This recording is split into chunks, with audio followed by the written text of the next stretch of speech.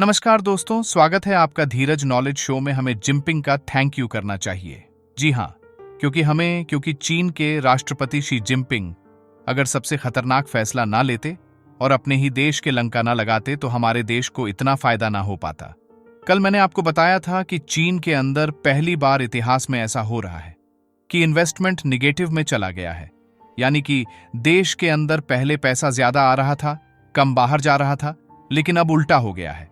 पैसा ज्यादा बाहर जा रहा है और दूसरे देश के लोग या कंपनियां चीन में पैसा कम लगा रहे हैं। अब तक ये नहीं पता चल पाया था कि कितना पैसा।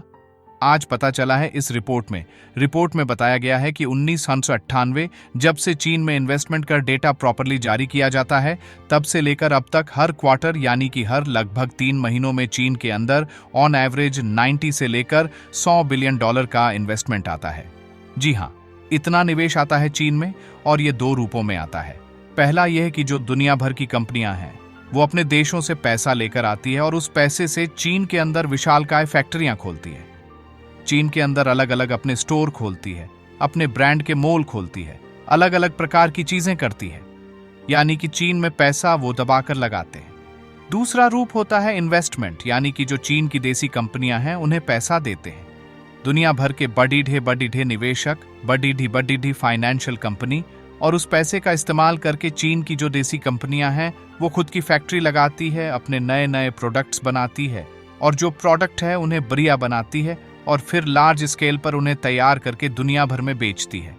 उससे जो प्रॉफिट होता है वो अपने निवेशकों के साथ वो शेयर करते हैं।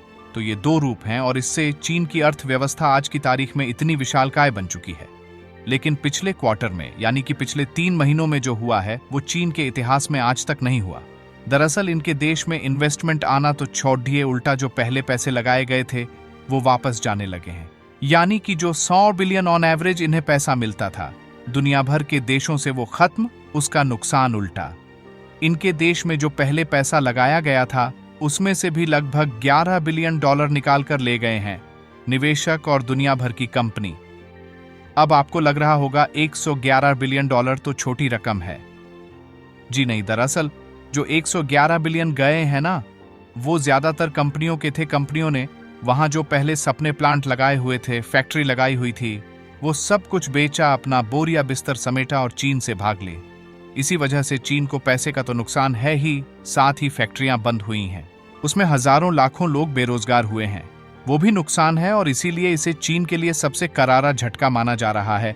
और आने वाले 3 महीनों पर यकीन मानिए पूरी दुनिया की नजर है, क्योंकि अंदाजा ये जताया जा रहा है कि आने वाले 3 महीनों में चीन को इतना भयंकर नुकसान होगा जो आज तक चीन ने कभी उम्मीद भी नहीं की थी। और यहीं पर भारत को खुश हो जाना चाहिए। क्यों? क्योंकि जो ये कंपनियां हैं ये धीरे धीरे चीन से बोरिया बिस्तर समेटकर भारत का रुख कर रही है।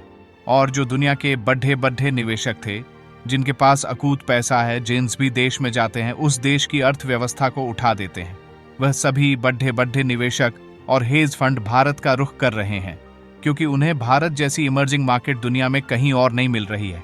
इसके लिए हमें थैंक यू जरूर कहना चाहिए शी जिनपिंग को, क्योंकि अगर चीन के राष्ट्रपति शी जिनपिंग जैसे बस मां सूर्य कदम अमेरिका और यूरोपियन देशों के साथ साथ पूरी दुनिया के खिलाफ ना उठाते तो शायद दुनिया की आंखें नहीं खुलती और वो चीन का असली चेहरा न पहचान पाते।